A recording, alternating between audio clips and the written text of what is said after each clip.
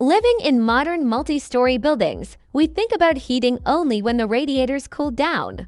While waiting for heating in the fall, people hope that hot water will finally flow into the radiators and bring warmth to their homes. In the Middle Ages, life was much more difficult and less comfortable than it is often portrayed in literature. How then did people keep warm in the large halls of stone castles in Europe? At that time, there was no electricity, central heating, or gas boilers, but people rarely seemed to freeze to death in their houses. How? What were European castles like? The first step is to clarify the definition of the term castle, a fortified structure designed to protect against enemies. It includes buildings and walls created to ensure the safety of the castle's inhabitants. Castles were built throughout Europe, with climate conditions varying greatly across the continent. Take, for example, fortresses located in Central Europe, English, German, or French. The level of construction and equipment in these castles was high. Despite the mild winters in Europe, the interiors of stone buildings required additional heating. Cold temperatures, low light due to narrow windows, dampness from the stone walls, and constant drafts created discomfort for residents. Castle owners tried to combat these troubles by improving equipment and living conditions inside the castle walls. It is important to note that for centuries, castles not only served for protection, but were also a symbol of power and wealth. Some of them were built in places with amazing nature, such as hills or lakes, to create a spectacular picture. Fireplaces and stoves during the Middle Ages.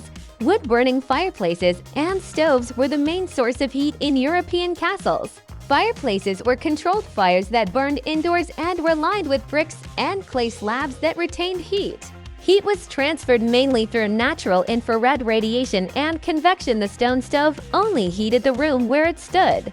Fireplaces were installed in the most important rooms where people often stayed, slept, or worked.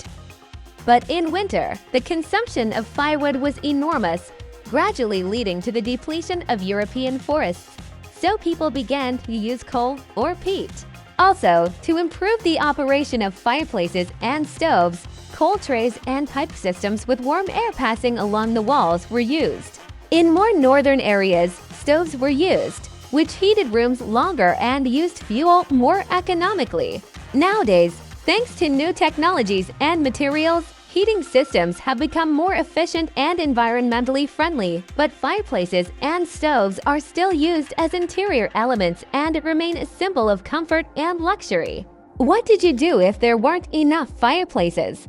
In the Middle Ages, when a fireplace alone could not provide sufficient heat in winter, residents used various methods for insulation. They lined the walls of stone rooms from planks or decorated them with tapestries, installed thick curtains to protect against drafts, laid animal skins on the floor, and wore multi-layered clothing, making fur capes if they had money or had a successful hunt. For thermal comfort, they ate fatty foods and alcohol, if possible, and slept in clothes with a cap on their heads, since a lot of heat is lost through the head. They built their beds with canopies and used hot water bottles with heated stones or coal. With the development of technology in the 15th and 16th centuries, castles began to use hypocaust, an efficient heating system that was the predecessor of central heating. It worked on the principle of heating stones or pieces of granite in a large furnace installed on the ground floor of the building. Then the chimney was closed, and warm air from the heated stones was discharged through channels in the floor into the rooms on the upper floors. This convection heating system was smokeless and relatively efficient compared to a fireplace.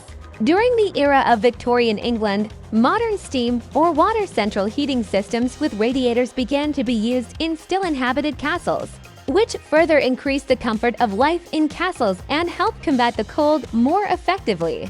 Over time, heating technologies have become more efficient and environmentally friendly thanks to new materials and the development of new methods. Nowadays, even in historical castles, modern heating systems are increasingly used, which reduce fuel consumption and efficiently heat the premises. However, fireplaces and stoves still remain important interior elements that help create a cozy and comfortable atmosphere and remember the traditions and history of European castles.